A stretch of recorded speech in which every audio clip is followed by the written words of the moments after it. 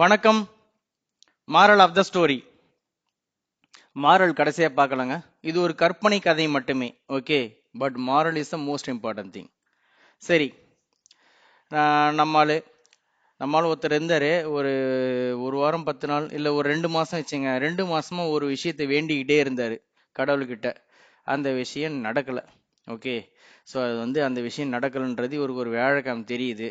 சரி, அமைதியாக இருந்தார். வீக்கெண்டு வந்துடுச்சு. வீக்கெண்டு காலங்காத்தால சனிக்கிழமை காலையில் அவருக்கு லீவு தான். காலைல எந்திரிச்சு விறுவிறுன்னு போய் குளிச்சுட்டு வந்து சாப்பிட்டு பைக் எடுத்துக்கிட்டு நேராக கோயிலுக்கு வரான். அவன் வீட்டிலேருந்து ஒரு 5 கிலோமீட்டர் தள்ளி இருக்க கோயிலுக்கு வரான். அவன் அதுதான் அவனுடைய இஷ்ட தெய்வம்னு வச்சுங்களேன். அந்த அந்த அந்த கடவுள்கிட்ட தான் தினமும் வேண்டிகிட்டு இருந்தான். நேராக வரான். எதுக்கு வரான்? இந்த அவனோட வேண்டுதல் படிக்கலைல்ல, அதனால கடவுளை திட்டுறதுக்கு வராரு. ஓகே, இது மாதிரி நேராக வந்த உடனே கடவுள் திடீர்னு அவர் முன்னாடி தோன்றிட்டாரு. அவன் எந்த இன்டென்ஷனோட வருதுன்னு கடவுளுக்கு தெரிஞ்சு போச்சு இல்லைங்க. அதனால வாப்பா வா, என்ன அப்படின்ட்டு ஆரம்பிச்சார். கடவுள் ஆரம்பிக்கிறாரு. என்னப்பா, காலைல எந்திரிச்சு எந்த டைமுக்கு எந்திரிச்சோடனே உனக்கு உடம்புல தலைவலி வயிற்று வலி உடம்பு வலின்னு எதுவும் இல்லைல்ல அப்படின்னு. அது அர்த்தம் புரியுதுங்களா? நிறைய பேர் எந்திரிக்கும் போதே ஏதோ ஒரு வலியோடு எந்திரிப்பாங்க. அது மாதிரி கேட்குறாரு. இவனுக்கு அது மாதிரி எதுவும் இல்லை. சரி, எந்திரிச்சோடனே நின்னையா? அதாவது எந்திரிச்சு நின்ன உடனே உனக்கு காலு கீழே ஒரு தரையும் தலைக்கு மேலே ஒரு கூரையும் இருந்ததா? இதுக்கு அர்த்தம் உனக்கு ஒரு சொந்தமாக வீடு இருக்குல்ல, உனக்கு ஒரு ஷெல்டர்னு ஒன்று இருக்குல்லன்னு கேட்குறாரு. சரி, உடனே பாத்ரூம் போனோடனே நல்லா குளிச்சியா? அதாவது என்னன்னா, பாத்ரூம் போனோடனே திருப்புனே தண்ணி, அதுவும் இவன் எதிர்பார்த்தோம் சுடு தண்ணி, அவ்வளோ ஃபெசிலிட்டியோட ஒரு நல்ல ஒரு ஹீட்டர் ஃபெசிலிட்டியோட அல்ட்ரா நல்ல ஒரு ஃபெசிலிட்டியோட ஈஸியாக குளிச்சான், எந்த வித கஷ்டமும் இல்லாமல். இன்றைக்கே நம்ம கிராமத்துங்களில் குளிக்கிறதுக்காக எங்கேயோ போய் குளிச்சுட்டு வரவங்க ஜனங்க இருப்பாங்க, பார்த்துருப்பீங்க. அப்படின்னா 4 குச்சி நட்டு தார்பட்டை போட்டு அதில் குளிச்சுக்கிட்டு இருப்பாங்க. சரியா? குளிச்சிட்டான். குளிச்சுட்டு வெளியே வந்த உடனே துண்டு கட்டிட்டு வந்து உட்காந்தோடனே ஒரு டிஃபன் அவனுக்கு ரெடியாக இருந்தது. அதை சாப்பிட்டியாப்பான்னு கேட்குறாரு கடவுள். கேட்டு அந்த டிஃபனை சாப்பிட்டோன்னே போட்டுக்கிறதுக்கு ஒரு நேர்த்தியான துணி இருந்ததான்னு கேட்குறாரு. கேட்டுட்டு நேராக பைக், அவன் ஓன் வெஹிக்கிள் தானே, பைக் எடுத்துக்கிட்டு நேராக கோயிலுக்கு வந்து என்னை திட்டுறதுக்கு வந்துட்டியா அப்படின்னு கேட்டார். அதாவது என்னன்னா, உடனே குளிச்சு முடிச்ச உடனே அவங்க டிஃபன் ரெடியாக இருந்தது. அப்போ அதுக்கான ஃபெசிலிட்டி அவனுக்கிட்ட இருக்குது, அந்த வசதி வாய்ப்பும் அவன்கிட்ட இருக்குது.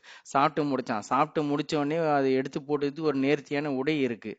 ஓகே, கந்த கோலமாலாம் ஒன்றும் இல்லை. அந்த ஃபெசிலிட்டியும் கடவுள் கொடுத்துரு, அந்த ஃபெசிலிட்டியும் அவன்கிட்ட இருக்குது. வெளியே வந்தோடனே பைக் ரெடியாக இருந்து, அந்த பைக் கண்டிஷனாக இருந்தது. பைக் எடுத்த உடனே ஸ்டார்ட் ஆகி அவன் நேராக வந்தான், எந்த வித இடைஞ்சலும் இல்லாமல். இப்போ விஷயம் தான், கடவுள் இந்த இவ்வளோ கேள்வி எதுக்கு கேட்ட? இவ்வளோ ஃபெசிலிட்டி பண்ணி கொடுத்த நான், நீ வேணது பழிக்கலன்னு உடனே என்னை திட்டத்துக்கு வந்துட்டியா அப்படின்னு கடவுள் கேட்டு முடிச்சாரு. ஓகேவா? இது ஒரு கற்பனை கதைன்னே வச்சுக்கலாம். மாறலுக்கு வருவோமா? இதுதாங்க இப்போ இருக்கிற பிரச்சனையே. ஓகே, கடவுள் நமக்கு என்ன கொடுத்துருக்காரு அப்படின்றத நம்ம பார்க்கறதுக்கு தயாராகவே இல்லை. இதில் ஒரு கான்ட்ரவர்சி இருக்குது. இதெல்லாம் கடவுள் கொடுத்துதான்னு ஒரு சில பேர் கேட்குறாங்க.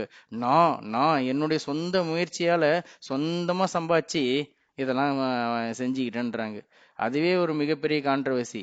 ஓகே, உன்னோட திறமையானவன் அங்கே வேலை இல்லாமல் இருப்பான். உன்னோட திறமையானவன் உன்னோட மிக குறைஞ்ச சம்பளத்தில், பல மடங்கு குறைஞ்ச சம்பளத்தில் உணர்ந்துட்டு இருப்பான். உனக்கு இந்த வேலை இந்த சம்பளம் கொடுத்தது கடவுள் போட்ட பிச்சை.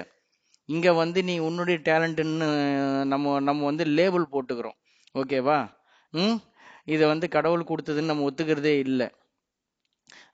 அது கேட்குற விஷயம் இவ்வளோ. அதே மாதிரி அவ்வளோ ஃபெசிலிட்டி பண்ணுறவர் நீ கேட்கறது கொடுக்கணும்னே நமக்கு கோவம் வருது. ஓகே, அதுக்கான பிரார்த்தனை இருந்தால் கடவுள் கொடுக்க போறாரு, இல்லைன்னா அது உனக்கு கிடைக்காது. இதில் நம்ம கேட்டது கொடுக்கலன்னா அவர் நம்ம வீட்டு வேலைக்காரன் மாதிரி நம்ம திட்டிகிட்டு இருக்கோம். வேலைக்காரனுக்கு ஒரு திட்டுற காலம் கூட போயிடுச்சுங்க. அதெல்லாம் ஒரு காலம். இந்த 80s ஃபிலிமில் காமிச்சிருப்பாங்க, வேலைக்காரனை அடிக்கிற மாதிரிலாம். எந்த காலத்தில் இருக்கிறோம் இப்போ நாம? ஓகே, நமக்கு வேண்டியது நன்றி உணர்ச்சி மட்டுமே. கோயிலுக்கு போய் கடவுளை திட்டுற அளவுக்கு நம்ம ஒன்றும் அங்கே கடவுள் ஆயிடலைங்க. ஓகே, இது இவ்வளோ ஃபெசிலிட்டி கொடுத்த, சரி வேணுனது கிடைக்கல பரவாயில்ல, இதை விட ஏதோ பெருசாக கொடுக்க போறாரு கடவுள், அவ்வளோதான். நம்ம போய் நன்றி சொல்றதுக்கு தான் கோயிலுக்கு போகணுமே தவிர போய் திட்டுறதுக்கு இல்லை. திட்டுறதுக்கு ஒன்றும் கடவுள் ஒன்றும் நீங்கள் வச்ச வேலைக்காரன் இல்லை, அதை மாதிரி ஞாபகம் வச்சுங்க. மீண்டும் விவாதிப்போம்.